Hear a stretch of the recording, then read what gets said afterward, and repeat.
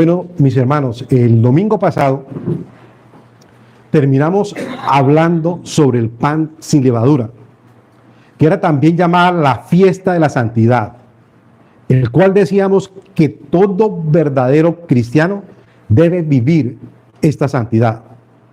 Pero para poder vivir esta santidad, primeramente debemos de someternos a nuestro Salvador a través de su palabra. Mis hermanos, no nos contentemos solamente en escuchar su palabra. No nos contentemos solamente en escuchar su palabra, sino en ponerla, ¿por qué? Por obra, porque eso es lo que quiere Dios de nuestras vidas, ¿sí? Porque muchas veces nosotros leemos la palabra de Dios, pero no la practicamos. No la hacemos tal como Dios dice que la hagamos. Y realmente encontramos en la Biblia lo que hemos venido tratando, que los grandes patriarcas de la Biblia, como Abraham, Isaac y Jacob, Moisés, ellos vivían en una santidad. Pero ¿cuál era la santidad de ellos? Que escuchaban a Dios, obedecían lo que Dios les hacía. Como por ejemplo cuando Dios le dice a Abraham, vete de tu tierra y de tu parentela, ¿cierto? Y él se fue solamente porque Dios le habló y porque Dios le dijo. Obedeció su palabra. Un sinónimo de ¿qué? De santidad. Un sinónimo de santidad. Y eso es lo que nosotros debemos de hacer día tras día. Miren lo que nos dice primera de Pedro 1 del 15 al 16. Dice la palabra de Dios: sino como aquel que os llamó es santo, ¿qué nos dice? Sed también vosotros santos, ¿en qué? En algunas cosas, dice, en toda vuestra manera de vivir, porque está escrito, sed santos, porque yo soy santo, dice la palabra de Dios. En la fiesta de los panes y levaduras, las víctimas eran pasadas por fuego. Se ofrendaba una harina amasada con aceite, que esto ilustraba que una vida santa, pura, impregnada íntimamente por la unción del Espíritu Santo. La levadura habla de orgullo, la levadura habla de envanecimiento, la levadura habla de carnalidad. El pan sin levadura nos habla de qué? De sinceridad, nos habla de verdad, nos habla de pureza, nos habla de modestia, nos habla de santidad, nos habla de humildad. Ese es el mensaje del pan, ¿cierto? Sin levadura. Primera de Corintios 5:8 nos dice la palabra del Señor. Así que celebremos la fiesta, no con qué, no con la vieja levadura, ni con la levadura de malicia y de maldad, sino con panes sin levadura, de sinceridad y de verdad. ¿Qué fue lo que nos dijo el Señor Jesucristo? Dice el mismo Señor Jesucristo: aprended de mí, que soy manso y humilde de corazón. Jesucristo se debe convertir como el molde, modelo y ejemplo de mi vida a seguir. Esta es la palabra del Señor, es la palabra de nuestro Señor Jesucristo, y a Él debemos de imitar. ¿Debemos de qué? De seguir. Pero muchas veces nos cuesta hacer lo que Él realmente nos manda. Si la levadura habla de corrupción, entonces el pan habla ¿de qué? De santidad. Muchas iglesias hoy en día, como las iglesias de prosperidad, de la prosperidad, están vendiendo una idea. Yo creo que casi es una herejía al decir que un cristiano está llamado a vivir en abundancia, que no puede pasar aflicciones, que no puede pasar sufrimientos. Pero mientras una iglesia verdadera de Dios entiende que las aflicciones y las enfermedades es el propósito de Dios. ¿Para qué? Para nuestras vidas. ¿Para qué? Para formar nuestro carácter. Así que poder recuperar la imagen que se perdió por medio del pecado, Dios utiliza los sufrimientos y las aflicciones para pulirnos cada día. Por tanto, mis hermanos, los sufrimientos es el tesoro más maravilloso que tiene un verdadero creyente. Y este fue el título que hoy vamos a tratar. Entonces, el pan sin levadura iba acompañado ¿de qué? De hierbas amargas, que es un símbolo que nos lleva a Jesucristo. Y tenemos que entender que mientras nosotros estemos en este cuerpo, todavía contaminado por el pecado, debemos de pasar por conflictos, sufrimientos. Las hierbas amargas es símbolo de qué? De aflicción y amargura. Y para entender bien el significado de estas hierbas, daremos respuestas a las siguientes preguntas. La primera, ¿por qué las hierbas amargas? La segunda pregunta que debemos de contestar, ¿qué tanto confiamos en nuestro Padre en medio del sufrimiento? Tercera pregunta, ¿cuál es nuestra actitud ante los problemas y conflictos y qué tanto conocemos a Dios a través de los conflictos y los sufrimientos que nosotros pasamos? Entonces contestemos, ¿por qué las hierbas amargas? Éxodo 12:8 nos dice: y aquella noche comerán la carne asada al fuego y panes sin levadura, con hierbas amargas lo comerán. O sea que al lado del pan estaban las hierbas amargas. Ahí al ladito estaban las hierbas amargas. Un significado literal de las hierbas amargas es amargura. Son aderezos de hierbas de sabor agrio que sirven como un poderoso recordatorio de la amargura que el pueblo hebreo experimentó durante el cautiverio en Egipto. Un teólogo dijo lo siguiente con respecto a esto.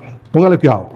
Las hierbas amargas son más fáciles de tragar cuando el convidado sabe que a continuación le espera una porción de esas viandas deliciosas que el mundo no conoce. El sentido de amor de nuestro Padre hace que cada vara vaya acompañada al final de un bocado de miel. Convierte las piedras en pan, el agua en vino y el valle de la tribulación en una puerta de esperanza. Hace que los mayores males parezcan menores, que parezcan mejores los que son en realidad, porque hace que nuestros desiertos se vuelvan jardines del Señor. Y cuando estamos sobre la cruz por Cristo, es como si estuviéramos en el paraíso con Cristo.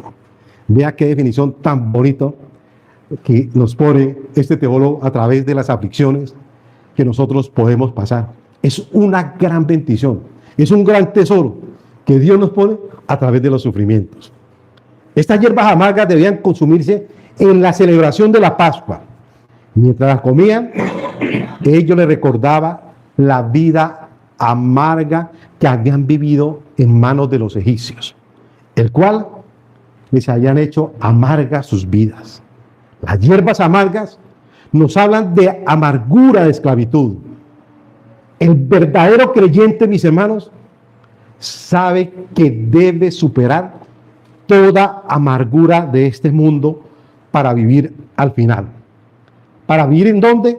En la eterna y sublime gracia de Dios. Eso es lo que nos dice Hebreos 12:15.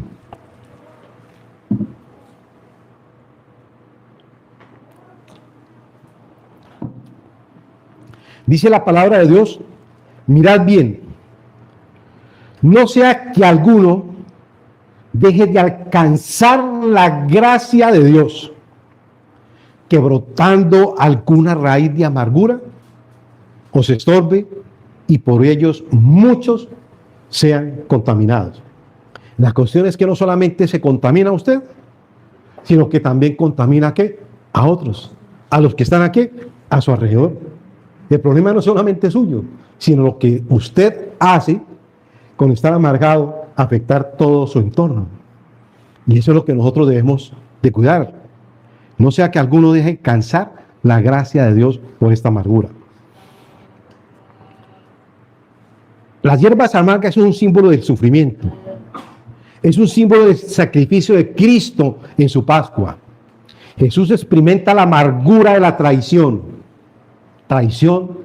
de aquellos, el cual Él les había ofrecido una total comunión, estos mismos, en la cual Él se comunicó por muchos tiempos, estos mismos le entregaron a la muerte. Y yo me preguntaba, mi hermano, ¿será que nosotros hemos pasado por eso? ¿Será que en medio de que usted es la persona que más confía, a la que está a su lado, el esposo, la esposa, a sus hijos, ¿cierto? Uno dice, el Señor Jesucristo, el amor que Él tenía por sus enemigos. Su amor no se mueve. Permaneció firme en el amor, aún por aquellos que los traicionaron. Ese es el amor que quiere que nosotros tengamos. Lucas 24, del 25 al 26 dice: entonces Jesús les dijo: oh, insensatos y tardos de corazón, para creer todo lo que los profetas han dicho. ¿No era necesario que el Cristo padeciera todas estas cosas y entrara en su gloria? Era necesario, claro, que Cristo pasara. ¿Por qué? Por esos sufrimientos. Porque ¿cuál profeta estaba hablando el Señor Jesucristo? Si ustedes van a seguir a Isaías 53:3, fue un profeta que estaba hablando algo de lo que vendría ¿qué? Después. ¿Y qué decía Isaías? Despreciado y desechado entre los hombres. Despreciado y desechado entre los hombres. Está hablando de Jesucristo, un hombre de sufrimientos y familiarizado con el dolor. Y escondimos, por así decirlo, nuestro rostro de Él. Fue despreciado y no lo estimamos. Se cumplió la profecía de Isaías. Mis hermanos, la soledad es a veces la corona de la pena y el sufrimiento. Jesucristo fue despreciado. Jesucristo fue desechado entre los hombres. Primero por los gobernantes, segundo por las multitudes y tercero por sus discípulos. Así recorrió el Cristo la solitaria vía dolorosa hacia la cruz del Calvario. Prácticamente solo, completamente solo. Fue a la cruz del Calvario. La Pascua de Jesús le enseñaría entonces a ellos y a nosotros hoy en día un amor total por nuestros enemigos. Amor en que en la dimensión de la cruz. Y fíjese que Jesucristo da una orden, no es una opción. Si usted va a Mateo 5, del 43 al 44, dice la palabra del Señor. El Señor Jesucristo diciendo: pero yo os digo, amad a vuestros enemigos. ¿Qué sigue diciendo? Bendecid a los que os maldicen. Haced bien a los que os aborrecen. Llorad por los que os ultrajan y os persiguen. ¿Eso hacemos? Es una pregunta. Hermano, ¿qué estamos diciendo nosotros? Que, a ver, muchos cristianos se confunden porque dicen: no, yo hago mi devocional, yo leo la Biblia, yo me levanto muy temprano a leerla, estoy en la presencia de Dios, pero al salir de pronto de la presencia de Dios, la esposa, el hijo, cualquiera le dice algo y una vez revienta. Hermano, ¿eso es estar espiritual? Hermano, eso no es estar espiritual. Es un engaño que todo cristiano se está metiendo. Un engaño. Vamos, tiene que practicar la palabra del Señor. Jesucristo odió al que lo entregaron. Los despreció. Él dice que simplemente que los amó. Jesucristo nos invita a eso. Lea bien la palabra de Dios y perdónense, lo repito, pero Jesucristo te está diciendo a ti, ame a vuestro enemigo. Bendice a los que te están maldiciendo. Haced bien a los que te están aborreciendo. Llore por aquellos que os ultrajan y os persiguen. Esto es sinónimo de santidad. Eso es vivir uno espiritual. Eso es vivir uno en la presencia de ¿qué? De Dios. Jesucristo vive en mí, pero ¿en dónde vive? ¿En dónde vive, mi hermano? Si es que no estamos practicando la palabra de Dios. Las hierbas amargas nos recuerda que fuimos una vez esclavos del pecado, el cual trajo consecuencias a nuestras vidas. ¿Qué trajo realmente el pecado a nosotros? Nos robó el verdadero gozo. El pecado trajo culpas. El pecado apaga al Espíritu de Dios. El pecado trajo daño físico. El pecado rompe el corazón de Dios. El pecado abre la puerta a otros pecados. El pecado rompe la comunión con ¿quién? Con Dios. Así pasa Dios en nuestras vidas. El pecado en sí controla todas nuestras vidas. Las hierbas amargas también pueden servir como un recordatorio de las luchas y pruebas que podemos enfrentar en nuestro caminar cristiano. A medida que navegamos por la vida, téngalo por seguro que vamos a pasar por dificultades, téngalo por seguro que vamos a pasar por sufrimientos. Las hierbas amargas son un símbolo de experiencias dolorosas, recordándonos que nosotros somos como los israelitas, pero los israelitas perseveraron en los tiempos difíciles. A través del sufrimiento perseveraron. Por eso Santiago 1, del 2 al 4, nos dice algo bien especial. Hermanos míos, dice Santiago, y hoy se lo está diciendo Jesucristo a ustedes, mi hermano, tener por sumo gozo cuando os halléis en diversas pruebas, sabiendo que la prueba de vuestra fe produce ¿qué? Paciencia. ¿Qué debe producir los sufrimientos? Paciencia. Mas tenga la paciencia su obra completa, para que seáis perfectos y completos sin que os falte cosa alguna. Entonces, estas hierbas amargas nos recuerdan que el sufrimiento tiene un propósito en nuestras vidas. Está refinando nuestra fe y acercándonos cada día más y más a la imagen de Dios. Más y más a la imagen de Dios. Pero ¿cómo respondemos? Podemos elegir responder al sufrimiento con amargura y resentimiento, pero nosotros como creyentes sabemos que esto hace parte de este peregrinar y te puede llevar a ¿qué? A la grandeza del sufrimiento, a que el carácter de Cristo se refleje cada día más y más en nuestras vidas. Es lo que nos dice la palabra del Señor. Malaquías 3:3 dice: y se sentará para afinar y limpiar la plata, porque limpiará a los hijos de Leví, los afinará como a oro y como a plata, y traerán a Jehová ofrenda de justicia. Hermanos, téngalo por seguro que el Señor purificará en la venida del Señor, y la venida del Señor tiene un doble propósito.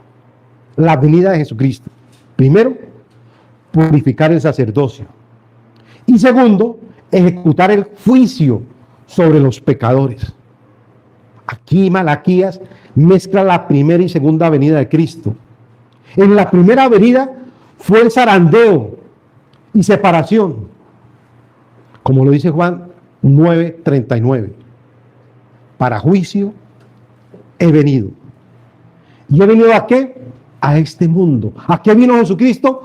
A enjuiciar el mundo. Para los que no ven, vean. Y los que ven, sean cegados. Pero miren lo que sigue diciendo. Según Juan 3:18. El que en él cree no es condenado. Sean cegados. Y mire lo que sigue diciendo.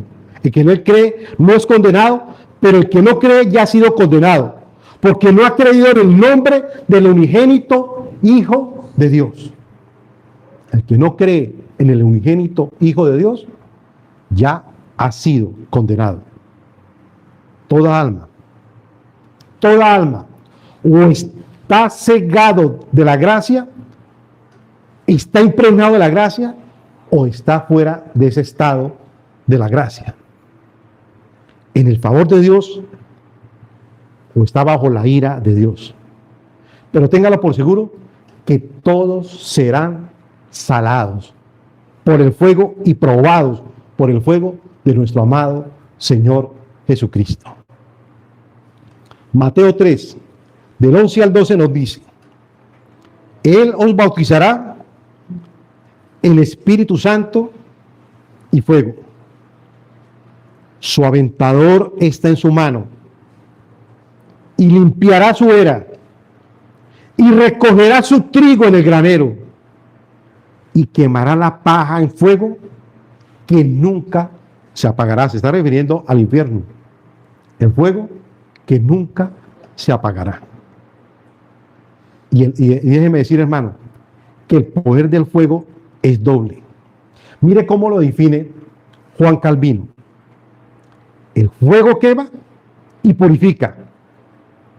Quema lo que está corrompido, pero purifica el oro y la plata de su escoria. Pero la pregunta que nace: ¿qué tiene que quemar la escoria? Si ustedes saben que la escoria es un subproducto de la fundación de metales y sirve ¿para qué? Para eliminar determinados residuos. Esa es la escoria. Y espiritualmente, esta debe consumirse.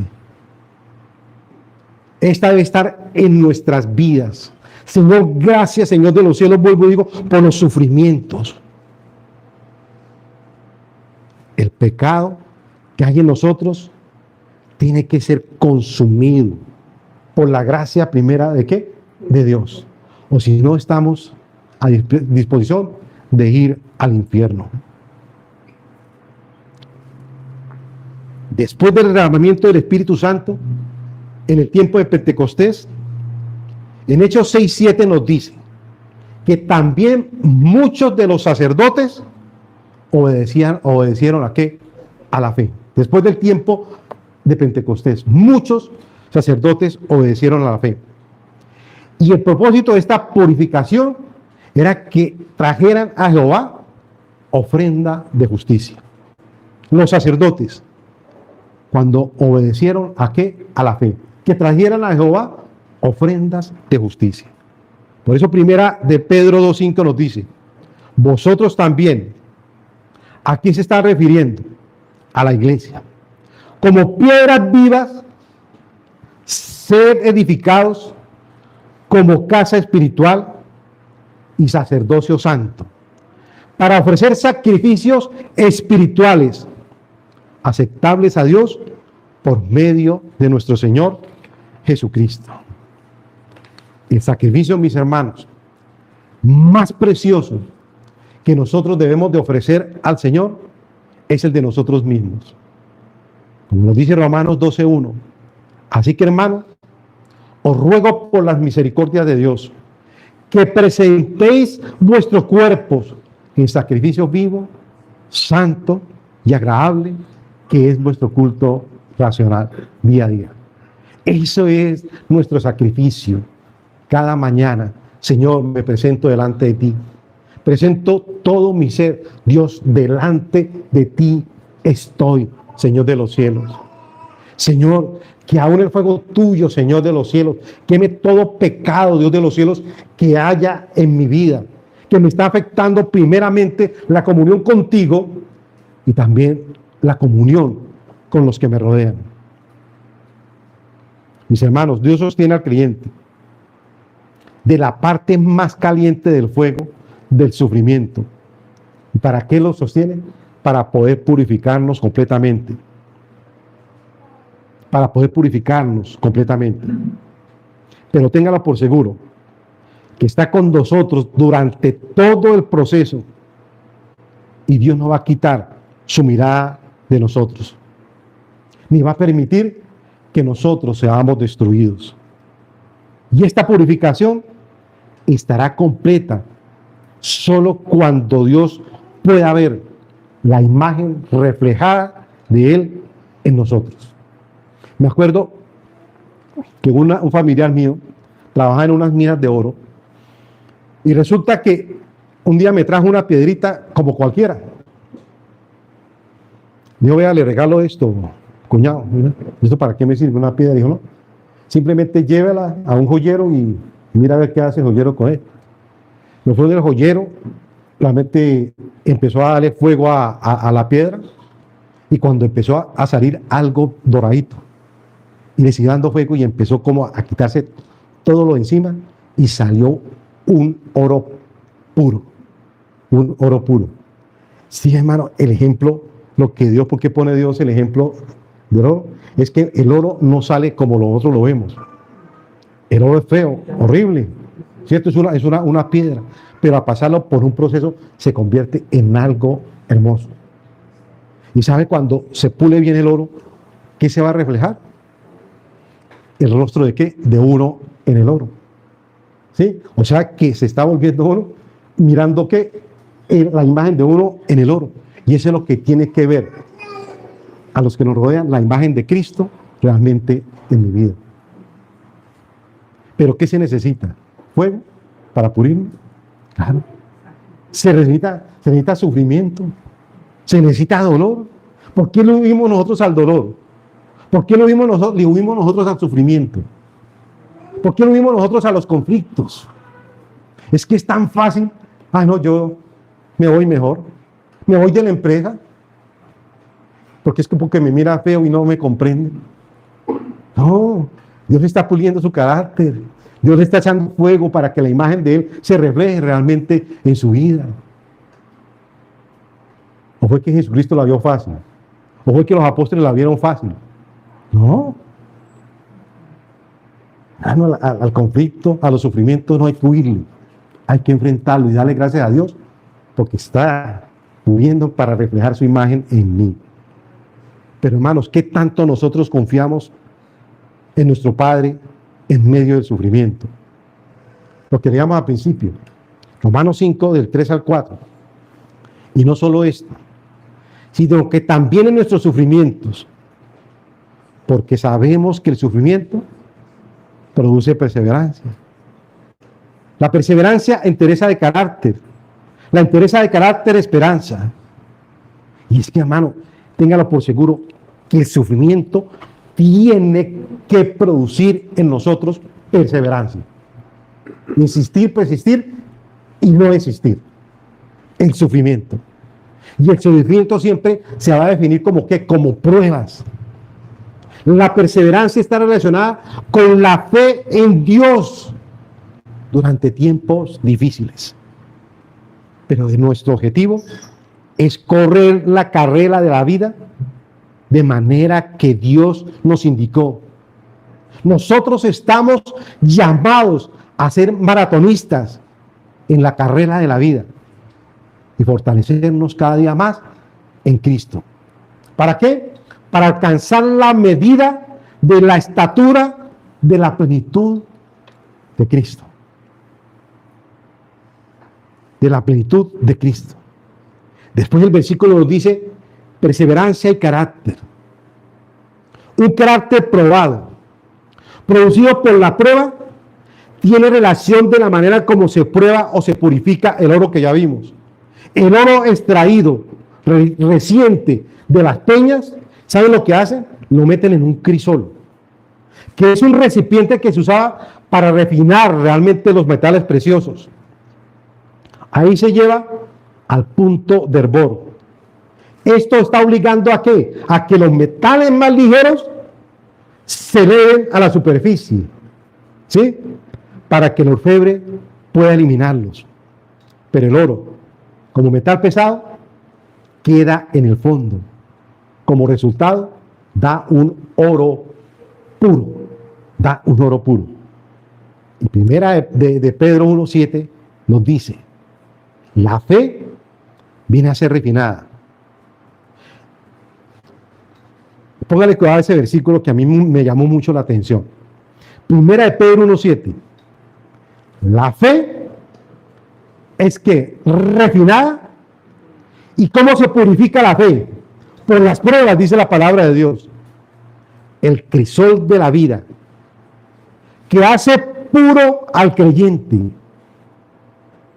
Aquí Pablo declara que las tribulaciones prueban al creyente y producen un carácter puro, probado y aprobado. Gloria a Dios por las pruebas. Gloria a Dios por los sufrimientos. Gloria a Dios por los conflictos. Hermanos, puedo decir que la vida del verdadero creyente está rodeado de sufrimientos. El problema es que tan valioso es para usted estos sufrimientos. ¿Qué tan valioso es ese tesoro escondido que se desempolva a través del sufrimiento? Allá, poco a poco, se va quitando el polvo, cierto polvo. Hermano, y resulta que lo que nosotros pensamos que era lo más desastroso para nuestras vidas, viene a ser de gran bendición para nosotros. Porque así estamos recobrando la imagen de Cristo. Estamos siguiendo los pasos del Cordero. Después nos dice carácter y esperanza. Pablo describe como Abraham. Lo describe como Abraham. Dice que Abraham creyó en esperanza contra esperanza. Y esto lo llevó a Abraham a convertirse en el padre de muchas naciones a través de Isaac. Miren lo que dice Pablo. Es como si él estuviera dando un círculo. Romanos 5:2 dice la palabra del Señor: nos gloriamos en la esperanza de la gloria de Dios. Hermano, la esperanza convierte el sufrimiento en perseverancia. La esperanza convierte el sufrimiento en esperanza. Y termina con el carácter probado, formado en las pruebas más difíciles. Forma el carácter de nuestras vidas. El sufrimiento, los conflictos. Entonces, si usted quiere tener el carácter de Cristo, usted tiene que enfrentar los conflictos, los problemas, las dificultades. Yo quiero tener tu carácter, pero es que el carácter de Cristo no se le da, ay, sí, venga, sopli, y me llega el carácter de Cristo, no. Es a través del caminar, del andar que realmente en Cristo. Cómo Dios pulió los apóstoles. Si usted va realmente a la palabra de Dios, escudriña la palabra de Dios, que todos los grandes hombres realmente creyentes sufrieron todos y le gloriaban a Dios. A mí me impacta lo de Moisés. Cuando ya iba a entrar a la tierra prometida, y yo creo que Moisés iba feliz, dijo, no, ya voy a ir a la tierra prometida, mejor dicho, allá al Canaán. Y lo llama a Dios y dice, venga para acá, Moisés. Dios sabe una cosa, Moisés. Usted la embarró. ¿Sí? Usted fue y golpeó la peña muy duro. Y me hizo quedar mal a mí. ¿Sí? Por lo tanto, Moisés, usted no entrará a la tierra prometida. Usted se imagina con ese deseo de Moisés que estaba a entrar a la tierra prometida, ¿cómo actuaría uno? Yo me puse a pensar. Ay, no, qué sufrimiento, qué dolor. ¿Por qué a mí? ¿Por qué a mí? ¿Por qué a mí me tocó eso? ¿Sabe lo que hace Moisés enseguida? Se pone a alabar, a glorificar y exaltar el nombre del Señor. Esa es la actitud que todo creyente debe tener en medio del conflicto, en medio de ¿qué? Del dolor. Moisés era un hombre de fe porque sabía que le esperaba grandes cosas. Por eso el apóstol Pablo dijo, para mí el vivir es Cristo. ¿Y la muerte qué? Es ganancia. Y Pablo cómo se gozaba en la cárcel. Y tremendo.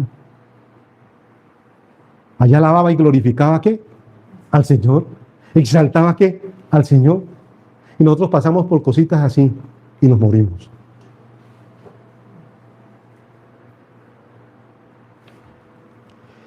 En conclusión, las experiencias conectadas de sufrimientos, perseverancia, carácter piadoso y esperanza producen el enfoque cristiano de la nueva vida en Cristo. Hermanos, si usted es de los que reniega el por qué a mí me pasa esto, cómo yo sufro, ay, miren mis hijos, miren mi cónyuge, por el trato que me dan, miren cómo me tratan en el trabajo. Hermano, déjeme decirle, si usted es de los que se queja por todo lo que realmente está pasando en su vida, mejor revise su vida, si realmente Cristo vive en usted. Si realmente Cristo vive en usted. Es que la fe ni la esperanza son acciones pasivas. Ambas son activas y poderosas, permitiendo que el pueblo de Dios viva victoriosamente en este mundo de sufrimiento y dificultad. Si usted cree que tomando decisiones suyas, propias suyas, irse para otra parte, ¿usted va a dejar de sufrir? No va a dejar de sufrir. Mientras aquí perduremos en la tierra, vamos a vivir en sufrimientos, en dolor y en conflictos. Usted no soluciona nada con eso. Y como dije la otra vez, el problema no son de los otros. La otra persona, el problema es mío. Y en este caso, ¿qué tanto usted le da gracias a Dios por lo que está pasando? ¿Qué tanto le da gracias a Dios por lo que está pasando?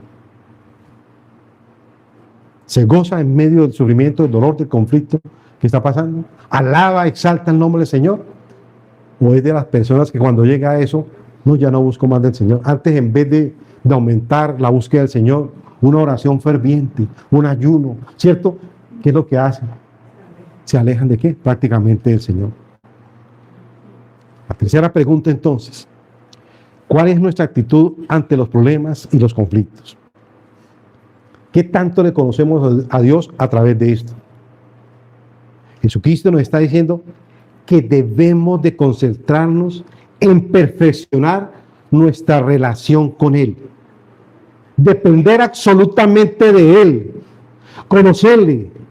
Porque Él mismo dice, mas buscar primeramente el reino de Dios y su justicia, y las demás cosas os serán que añadidas.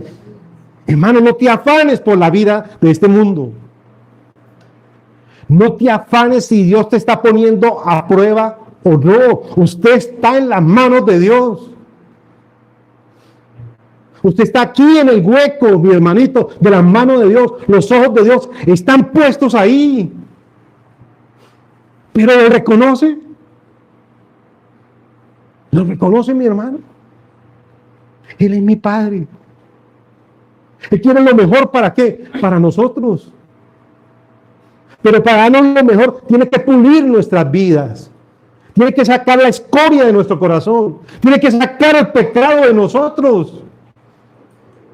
Dios no nos va a dar nada fácil. Porque nos empeora nuestras vidas si nos da las cosas fáciles.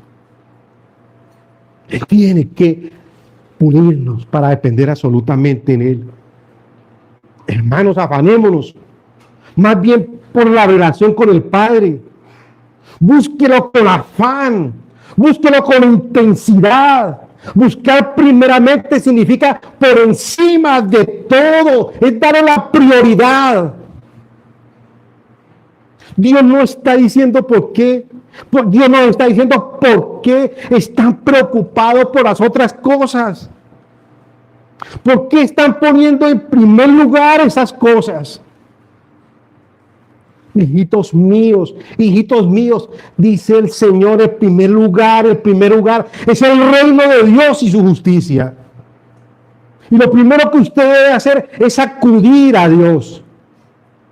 Y usted debe orar de la siguiente manera. Dios nos enseñó la oración por excelencia. Padre nuestro, que estás en los cielos, santificado sea tu nombre. Venga, Señor, tu reino. ¿Y qué sigue diciendo? Hágase tu voluntad, no la mía. Hágase tu voluntad aquí en la tierra, como en el cielo.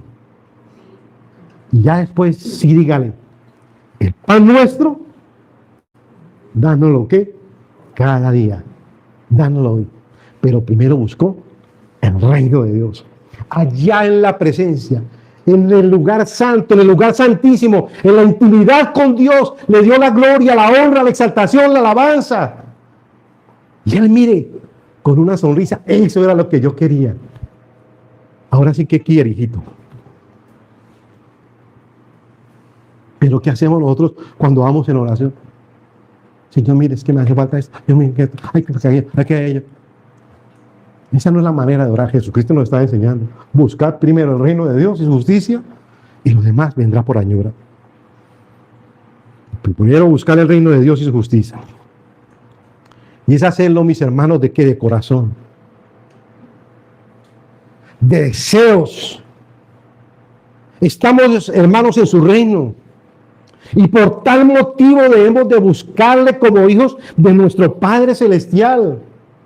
Es lo que Él nos dice en Hebreos 11:6. Pero sin fe es imposible agradar a Dios. Si usted no tiene fe en el Padre que te dio la salvación a través de Jesucristo, hermano, es imposible que usted le agrade a Dios. Eso Dios repele. ¿Su qué? Su oración. Porque es necesario que el que se acerca a Dios, ¿qué dice? Que le... A ver, llevo aquí. Pero mi fe, pero que sin fe es imposible agradar a Dios. Porque es necesario que el que se acerca a Dios, otra vez, crea que le hay y que es galardonador de los que le gustan. Y la pregunta es, ¿usted cree que Dios existe? ¿Con todo tu corazón? ¿Con todo tu ser?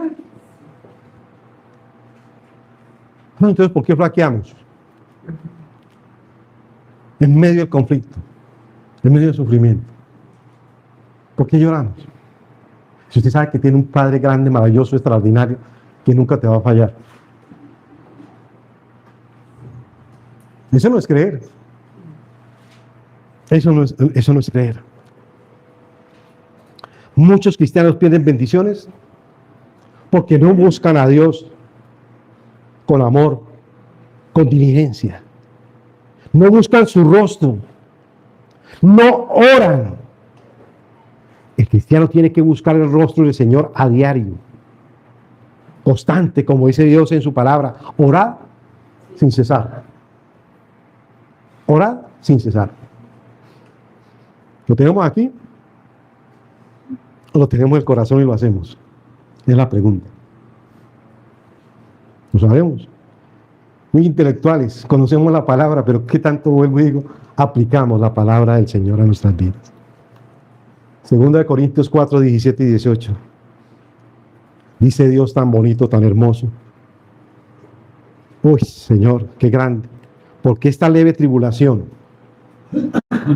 momentánea produce en nosotros un cada vez más excelente y eterno peso de gloria.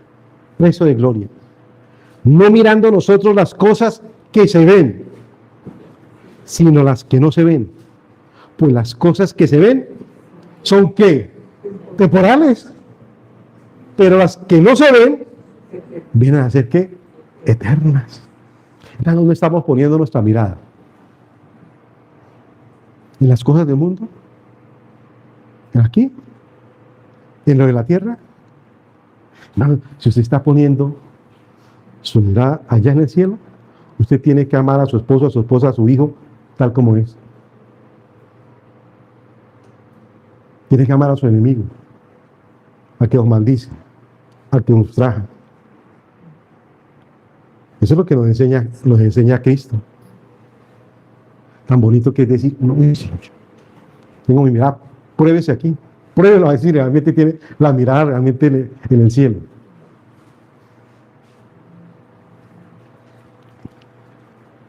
Poner la mirada en las cosas de arriba, no en las de la tierra. Esto es el reino de Dios. Justicia y santidad es vida justa.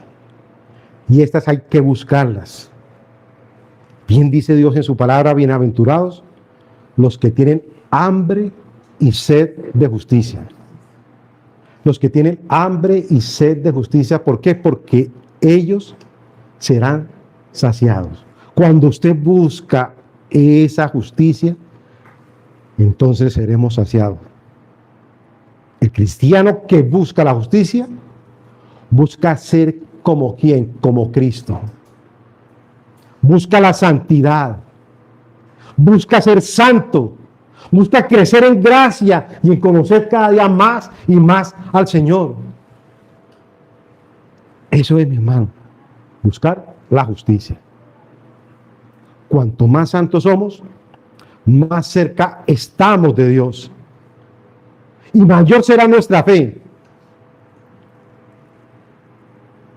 Mayor será nuestra santificación. Mayor nuestra seguridad y mayor nuestra dependencia absoluta de Dios.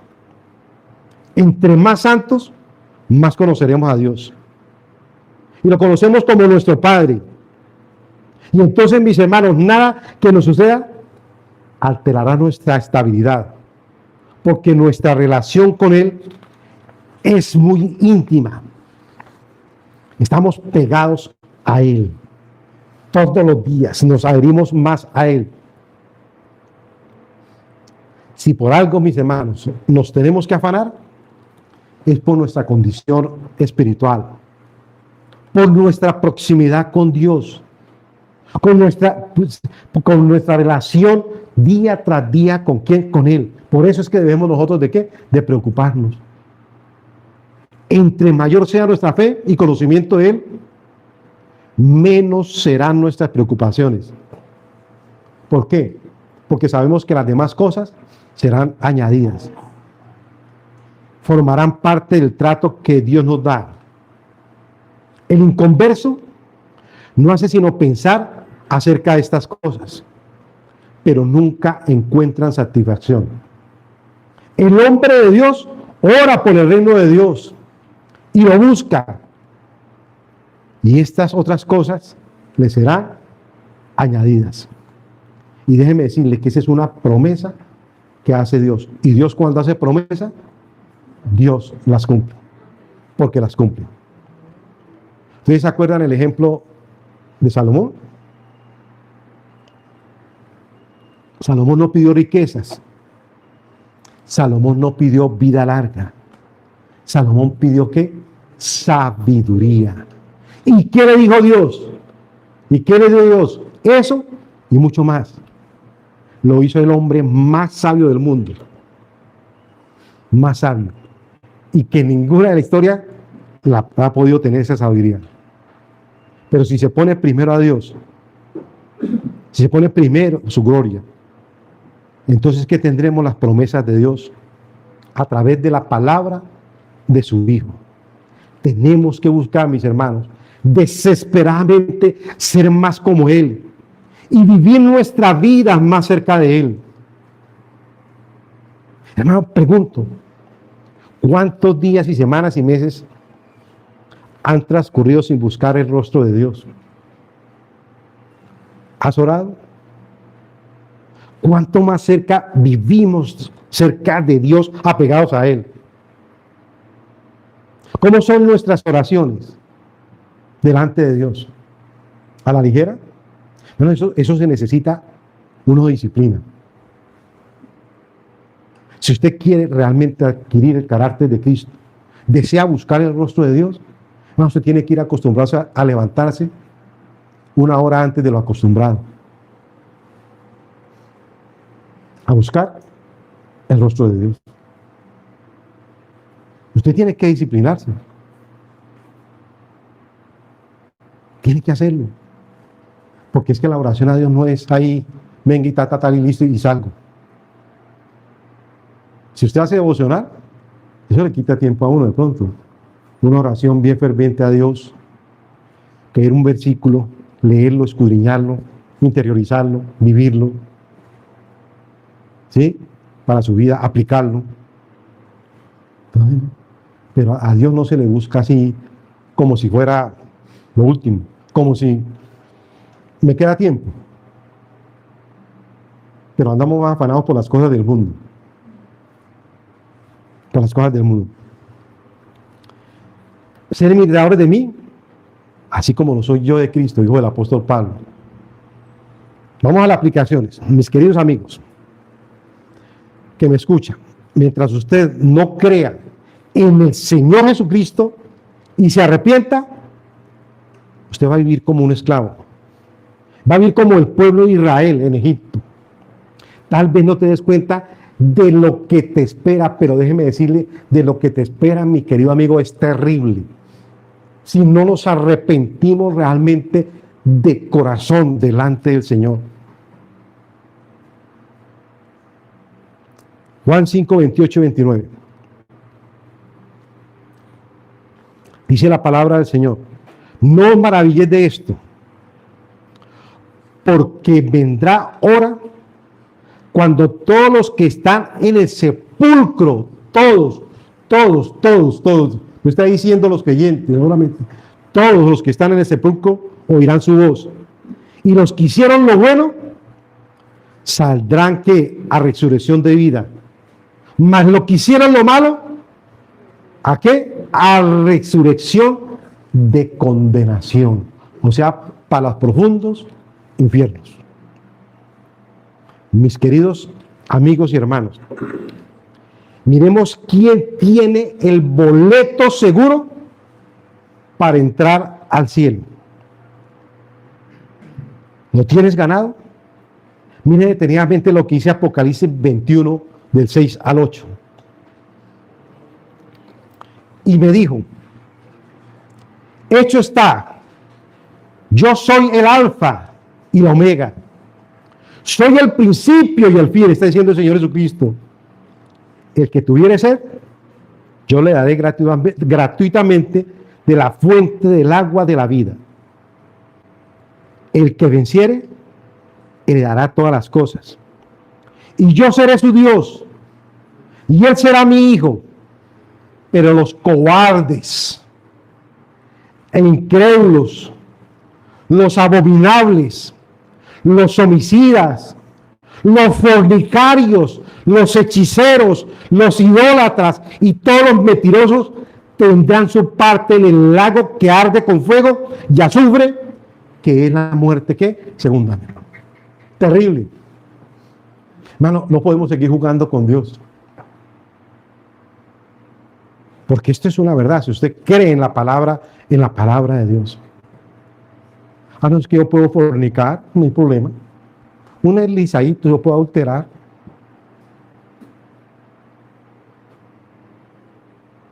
Y supuestamente decimos que somos cristianos.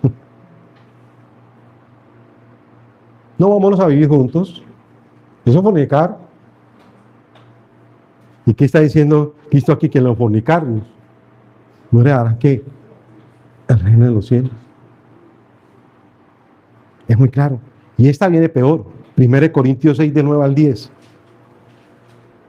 ¿No sabéis que los injustos no heredarán el reino de Dios?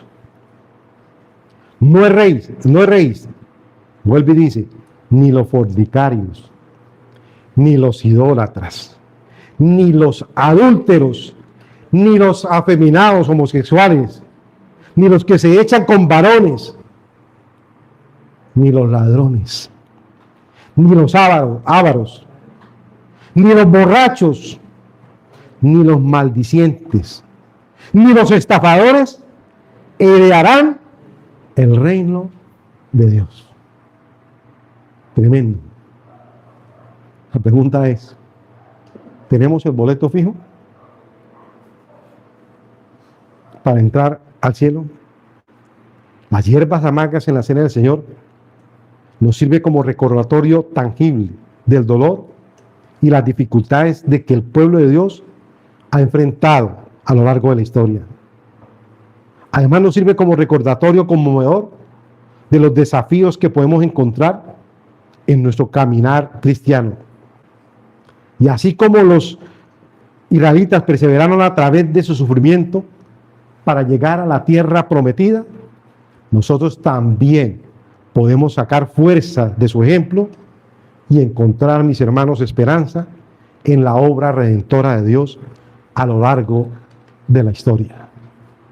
También recordemos el gran amor y sacrificio de Jesucristo, quien soportó la amargura de la cruz por nosotros. Debemos de recordarlo y que seamos inspirados para perseverar a través de las pruebas y tribulaciones que enfrentamos día tras día, sabiendo, mis hermanos, que Dios está con nosotros en cada paso del camino, llevándonos cada día a una mayor comprensión de su amor, gracia y redención.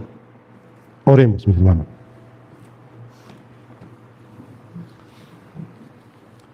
Amado Padre,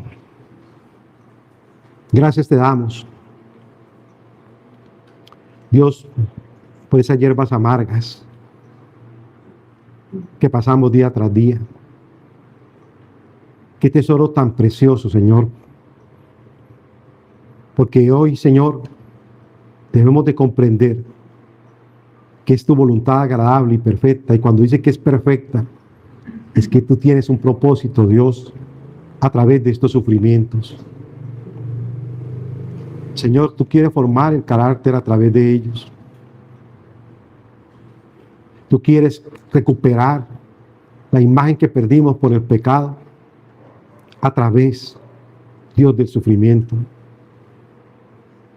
Dele gracias a Dios en vez de estar renegando, tomando de pronto decisiones que no le agradan a Dios,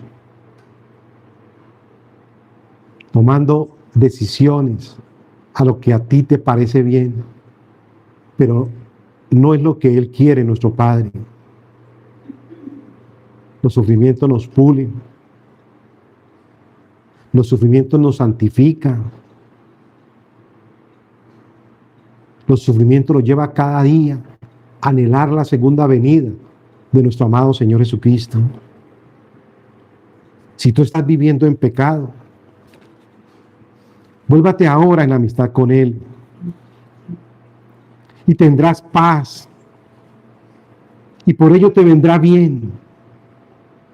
Toma ahora la ley en tu boca y pon tus palabras en tu corazón. Si te volvieres al omnipotente serás edificado.